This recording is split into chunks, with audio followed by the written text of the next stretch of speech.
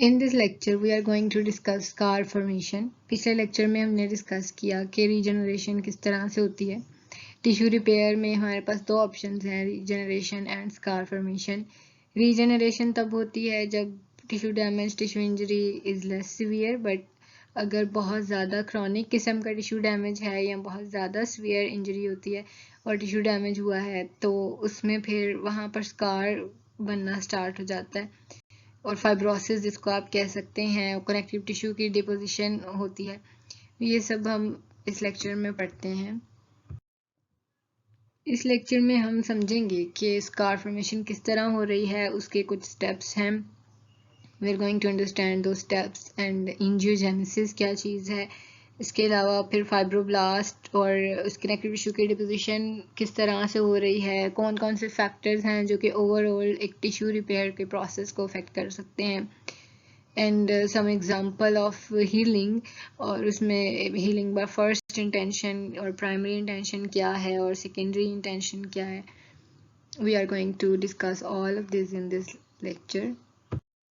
So scar formation or fibrosis means the deposition of connective tissue. It's a sequential procedure जो step by step ये काम हो रहा होता है। तो हम देखते हैं सबसे पहले जब स्कार फॉर्मेशन स्टार्ट होता है तो न्यू ब्लड वेसल्स का बनना स्टार्ट होता है. That is named as angiogenesis, formation of new blood vessels. Migration and proliferation of fibroblasts and deposition of connective tissue, which together with abundant vessels and interspersed leukocytes has a pink granular appearance and hence is called granulation tissue. कि जब वहाँ पर नई blood vessel at the site of injury ये बन रही होती हैं, इसके अलावा वहाँ पे कनेक्टिव टिश्यू की प्रोलिफरेशन स्टार्ट हो गई है, माइग्रेशन, फाइब्रोब्लास्ट की डेपोजिशन है, तो इसकी वजह से वो एरिया पे एक पिंक ग्रैनुलर अपीयरेंस आती है और ये कहलाता है ग्रैनुलेशन टिश्यू, वो टिश्यू बन जाता है. Then maturation and reorganisation of the fibrous tissue भी होती है, जिसे आप रीमॉडलिंग कहते हैं, to produce a stable fibrous scar, मतलब वहाँ पर एक प्रॉपर स्कार बन जाए, एक प्रॉपर स्टेबल स्ट्रक्चर बने. तो ये इस तरह से उसके मैचुरेशन हो जाती है. ग्रेनुलेशन टिश्यू की बात जैसे हमने पिछली स्लाइड में की है, तो इसको थोड़ा सा और डिटेल में देखते हैं. दैट एक new formed connective tissue apparent from third day. In अगर टिश्यू का प्रोसेस रिपेयर का स्टार्ट हुआ है तो थर्ड डे पे आपको ग्रेनुलेशन टिश्यू अपेरेंटली नज़र आएगा.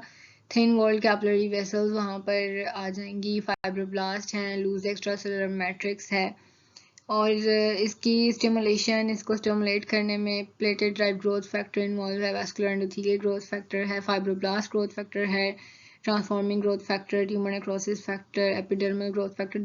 These factors are involved in the formation of granulation tissue, and some factors are also involved जो कि इसको इनहेबिट कर रहे होते हैं इस प्रोसीजर को, बिकॉज रेगुलेशन में आपको मेंटेन करना है होता है इस प्रोसेस को.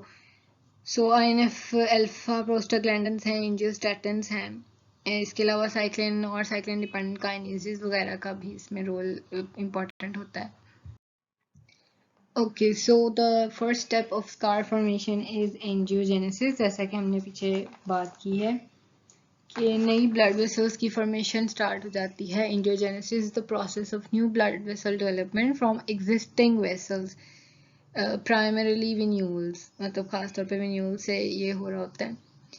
इसके ये भी एक स्टेप वाइज प्रोसीजर है. इसको अगर हम देखें तो सबसे पहले वेजोडाइलेशन होती है in response to nitric oxide, जो कि आपकी एंडोथेलियल से प्रोड्यूस होती है, and increase permeability induced by vascular endothelial growth factor. तो ये दो फैक्टर्स हैं बहुत इंपॉर्टेंट जो कि इसका प्रोसेस को स्टार्ट करवाते हैं एंजियोजेनेसिस को. Separation of pericytes from the abluminal surface, जो इसके सेल्स हैं पेरिसाइट्स वो अलहदा किए जाते हैं, सेपरेट हो जाते हैं. proliferation of endothelial cells just behind the leading front of migrating cells. इसके अलावा endothelial cells की मजीद proliferation और migration स्टार्ट होती है, remodeling into capillary tubes, और वो दोबारा से एक स्ट्रक्चर बना लेते हैं कैपिलरी ट्यूब्स की तरह का. Recruitment of periendothelial cells mean pericytes for small capillaries and smooth muscle cells for larger vessels. इस तरह से ये कौन पेरिएंडोथेलियल सेल्स में ये वाले सेल्स आते हैं और आकर मेच्योर वेसल्स बनाने के लिए एक्यूमुलेट होना स्टार्ट होते हैं. Suppression of endothelial proliferation and migration and deposition of the basement membrane.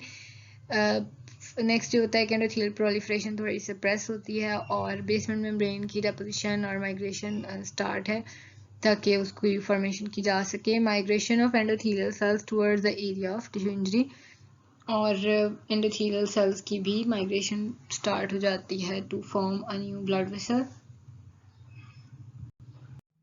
This diagram illustrates the formation of a blood vessel from already existing vessel. तो ये देखिए एक नॉर्मल वेसल है, उसमें से वेसल स्प्राउटिंग हो रही है, मतलब एक नई वेसल बाहर आ रही है.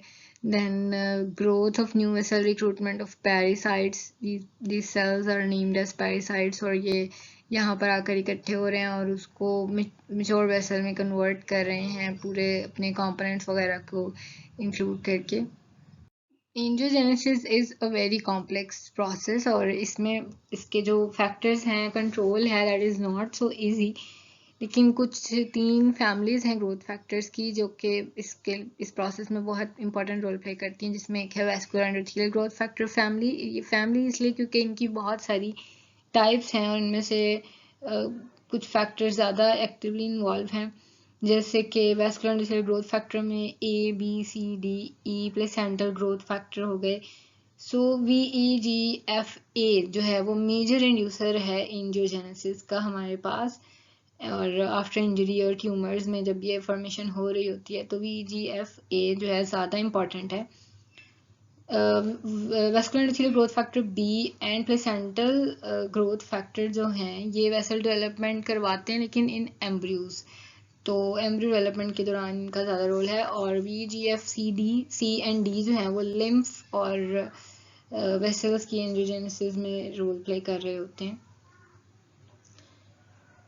इसके अलावा जो FGF फैमिली है ग्रोथ फैक्टर्स की, इसके भी ऑलमोस्ट मोर देन 20 मेंबर्स हैं और उनमें सबसे ज़्यादा इम्पॉर्टेंट रोल जो FGF1 एसिडिक और FGF2 बेसिक जो है वो रोल प्ले कर रहे होते हैं. टायरोसिन काइनेज एक्टिविटी इनकी आपने पीछे पढ़ा, रिसेप्टर्स वगैरह के साथ जब बाइंडिंग होती है तो उस तरह से प्रोलिफरेशन वगैरह स्टार्ट होती है. Then angiopoietins in 1 and 2 are growth factors that play a role in angiogenesis and the structural maturation of new vessel. तो angiopoietins का ज़्यादा रोल maturation में है. angiogenesis जब start हो जाती है उसके बाद it interacts with tyrosine kinase receptor on endothelial cells called Ty2, and the growth factors PDGF and TGF beta, tumor growth factor beta, also participate in the stabilization process. और इसके अलावा वैस्कुलोजेनेसिस जो है वो एम्ब्रियोनिक डेवलपमेंट के दौरान vessels की formation को कहा जाता है. So these are some factors affecting the process angiogenesis. Vessels की फॉर्मेशन के अलावा स्कार फॉर्मेशन में हमें पता है फाइब्रोसिस, फाइब्रोब्लास्ट की डेपोजिशन है. मायोफाइब्रोब्लास्ट वहाँ पर डिपॉजिट होते हैं, रीमॉडलिंग का प्रोसेस हो रहा होता है. Then there will be a scar जो कि वहाँ पर बन जाएगा. Spindle cells of both fibroblastic and smooth muscle phenotype के आ जाते हैं. कोलेजन फाइबर बहुत ज़्यादा. इसके अलावा वूंड कॉन्ट्रैक्शन वगैरह इंक्रीज हो जाती है. एंड ECM प्रोटीन्स का भी इनमें रोल होता है. सो कोलेजन उसको स्ट्रेंथ प्रोवाइड कर रहा होता है. इसके अलावा हाई वैस्कुलर ग्रेनुलेशन टिश्यू बन जाता है. दीज फैक्टर्स कंबाइन होकर ये सब आपका एक स्कार फॉर्मेशन में हेल्प करते हैं. सो अबंडेंट कोलेजन फाइबर्स जो हैं वो at the site of injury उसको ब्रिज कर रहे होते हैं, अच्छी तरीके से कवर कर रहे होते हैं ताकि उस इंजरी को रिपेयर किया जा सके. वहाँ से इन्फ्लेमेटरी सेल्स को रिमूव किया जा रहा होता है. एपिथेलियाइजेशन होती है, नई एपिथेलियम बनती है from skin appendages or from periphery. Then there are some secondary changes also like calcification or ossification. और इसमें रीमॉडलिंग में synthesis and degradation of ECM भी होता है कि मतलब पुराना जो आपके पास एक्स्ट्रासेलुलर मैट्रिक्स है और कोलेजन वगैरह है उसकी डिग्रेडेशन होती है. उसके लिए कुछ खास किस्म के हमारे पास मौजूद हैं chemicals. These are named as matrix में ही होते हैं मेटालोप्रोटीनेजेस, MPs, और ये उसकी डिग्रेडेशन में हेल्प कर रहे होते हैं। इसके अलावा जो ग्रोथ फैक्टर्स ECM के डिपोजिशन में इन्वॉल्व हैं, स्कार फॉर्मेशन में इन्वॉल्व हैं, वो ट्रांसफॉर्मिंग ग्रोथ फैक्टर बीटा भी आ जाता है। Then transforming growth factor beta is very important, और साइटोकाइंस हैं बहुत सारे प्लेटलेट ड्राइव्ड ग्रोथ फैक्टर, जिनकी हमने पीछे काफ़ी दफ़ा बात की है।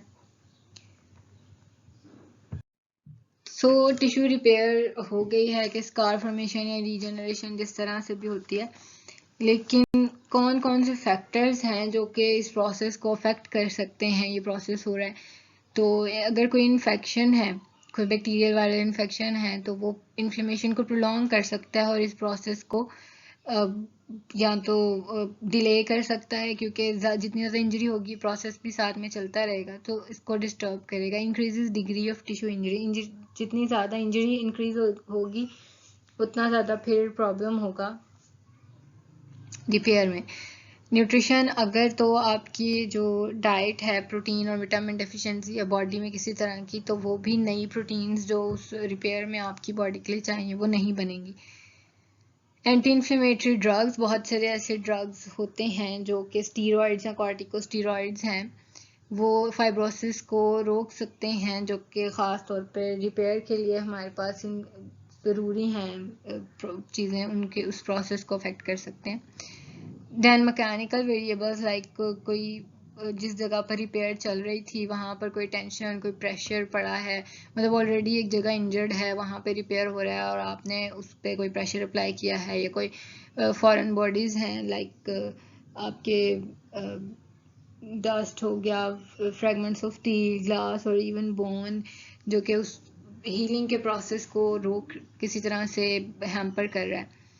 वास्कुलर डिजीजेस हैं लाइक वेसल्स में कोई मसला है, उसकी वजह से सप्लाई, ऑक्सीजन सप्लाई रुकी हुई है रिपेयरिंग टिश्यू के लिए न्यूट्रिएंट्स की, that will obviously affect the process.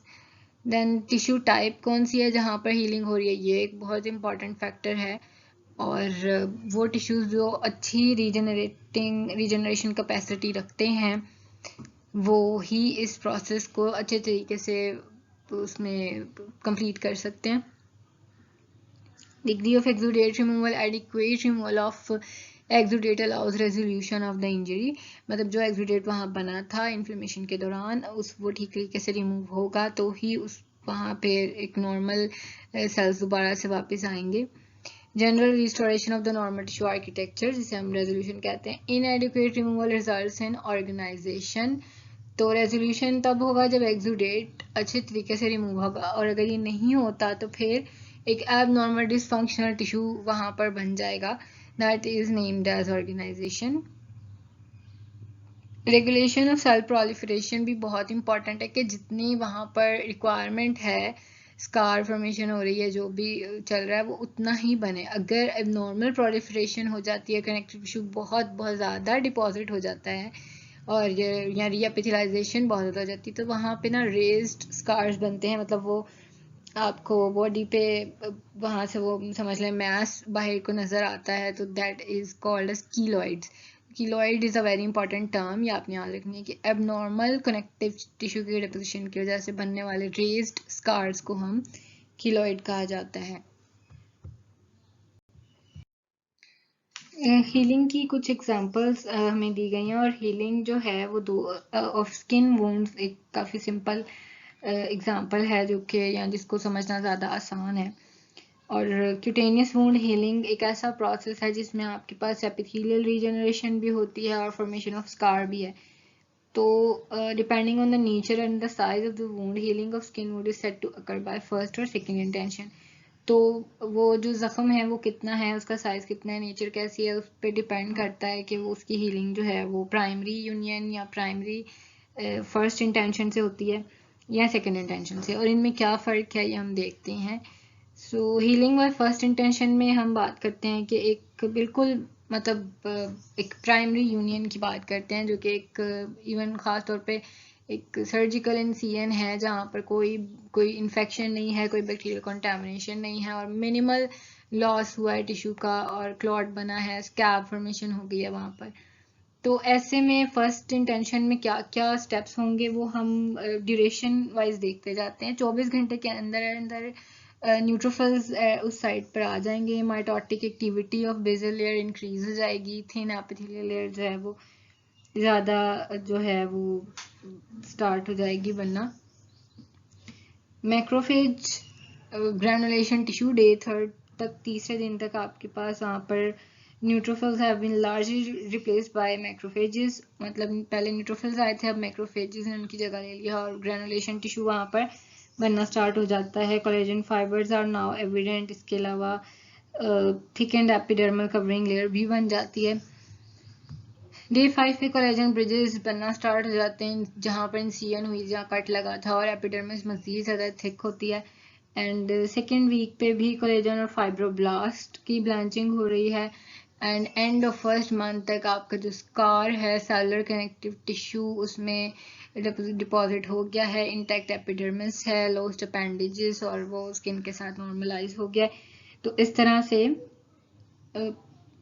First month तक जो एंड ऑफ फर्स्ट मंथ तक स्कार फॉर्मेशन हो जाती है if the healing is done by first intention, primary intention. Healing by second intention, primary secondary intention में फ़र्क ही ये होता है कि सेकेंडरी इंटेंशन तब देखने में आती है जब मोर एक्सटेंसिव लॉस ऑफ सेल्स और टिश्यू है, यानी बहुत ज़्यादा सीवियर ट्रॉमा है, ज़्यादा इंजरी है, तो उसमें जो स्टेप्स होंगे वो हीलिंग बाय सेकेंड इंटेंशन में होंगे, सेकेंडरी यूनियन होगा। जैसे इन्फेक्शन है, कोई इन्फ्लेमेटरी अल्सर था, एब्सेस बनी हुई थी, surface bone with large defect, large tissue defect that must be filled, बहुत ज़्यादा टिश्यू डिफेक्ट था। सो प्राइमरी हीलिंग से इसका मेन डिफरेंस ये कि इन्फ्लेमेटरी रिएक्शन भी ज़्यादा इंटेंस होता है, larger amount of granular tissue बनता है, और इसमें वूंड कॉन्ट्रैक्शन भी ज़्यादा होती है 5 to 10%, and myofibroblast are involve in the process. And एक बहुत बड़ा क्लॉट बनता है, स्कैब बनता है, फाइब्रोनेक्टिन्स आ जाते हैं, देन लार्जर, जितना ज़्यादा बड़ा डिफेक्ट है उतनी ज़्यादा ग्रैनुलेशन टिश्यू चाहिए उस गैप को फिल करने के लिए। With in 6 weeks for example large skin defects में भी रिड्यूस टू 5 to 10%। तो यहाँ पर कि 6 हफ्तों के अंदर अंदर 5 से 10% वो थोड़ा ओरिजिनल साइज की तरफ आता है, एंड मायोफाइब्रोब्लास्ट की डिपोजिशन हो रही है या फाइब्रोब्लास्ट एग्जिस्ट कर रहे हैं। तो इस तरह से आपके पास सेकेंड इंटेंशन में ये हीलिंग का प्रोसेस होता है। So the topic of tissue and repair is completed, और इसी के साथ हमारा चैप्टर भी कंप्लीट होता है। उम्मीद है आपको समझ आ गई होगी, और अगर कोई एम्बिग्विटी है, कोई क्वेरी है तो आप मुझसे पूछ सकते हैं। Thank you.